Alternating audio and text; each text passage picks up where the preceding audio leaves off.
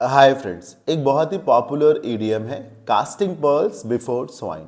आइए idiom of the day के session number 262 में इसी idiom cast pearls before swine को डिटेल में समझते हैं।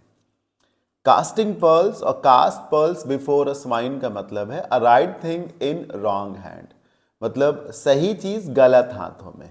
मतलब कोई ऐसी चीज एक ऐसे व्यक्ति के हाथ में पहुंच जाए जिसको उसकी वैल्यू ही ना मालूम हो, वर्थ ही ना मालूम हो। टू ऑफर समथिंग वैल्यूबल और good to someone who doesn't want it और doesn't actually value it.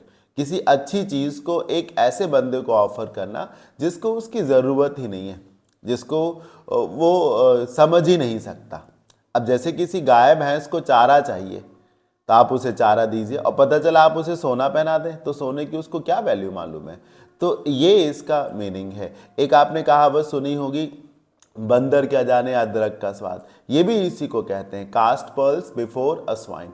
Pearls मोतियों को कहते हैं और स्वाइन सुअर को कहते हैं। अब आप समझिए, सुअर जो कि एक स्केवेंजर टाइप का एनिमल है, अपशिष्ट पदार्थों को खाता है। इस इमेज को देखिए, ये देखिए आसपास सब मोतियां पड़ी हुई हैं। सुअर को इन मोतियों से कोई मतलब है?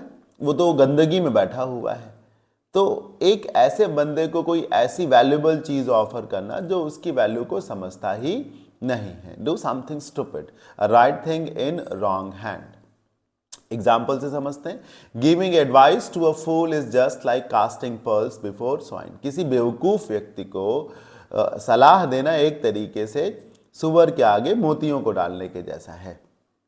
एक और एग्जाम्पल है, the professor felt that lecturing on sportsmanship. Sportsmanship का मतलब है बीइंग काइंड टू अदर्स, दूसरे के प्रति दयालु होना। इवन इफ यू लूज, आप सामने वाले को अप्रिशिएट कर रहे हो। आपने अक्सर मैच में देखा होगा कि एक टीम हार जाती है, एक जीत जाती, लेकिन जो हारी हुई टीम के प्लेयर्स हैं वो आगे बढ़ करके जीती हुई टीम के प्लेयर्स को कंग्रेचुलेट करते हैं। This is called sportsmanship, being kind to others, right, appreciate others.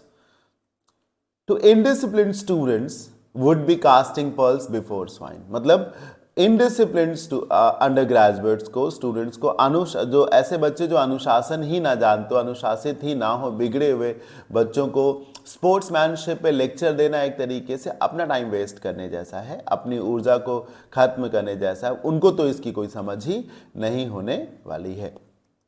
मुझे उम्मीद है ये ईडियम आप सभी को जरूर समझ में आ गया होगा। वीडियो अच्छा लगा हो तो इसे लाइक करिएगा और चैनल पे नए हो तो इसे सब्सक्राइब करिएगा। Thank you for watching.